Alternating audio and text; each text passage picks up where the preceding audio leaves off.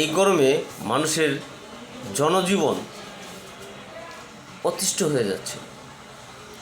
তীব্র গরম, যেখানে বিদ্যুতের ছায়াও দেখা মিলছে না।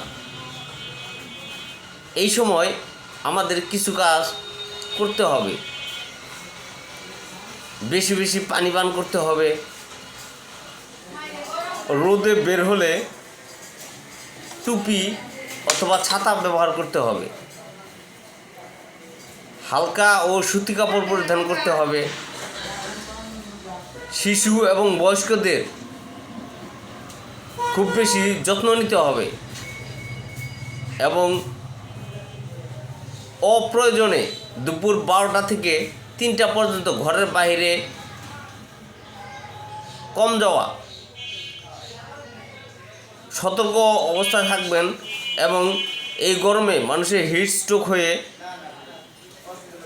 অনেক ঝুঁকিপূর্ণ অবস্থা তৈরি হতে পারে। মাথা ঘোরা, বমি বমি ভাব, শরীর দুর্বলতা দেখা দিলে ঠান্ডা স্থানে অবস্থান করুন এবং খুব দ্রুত ডাক্তারের পরামর্শ নিন। প্রয়োজনে আপনারা চলে আসতে পারেন কিউরেক্সা হেলথ অ্যান্ড ডায়াগনস্টিক সেন্টারে, পূবালী ব্যাংকের সামনে, তামাকপট্টি, গোপালপুর।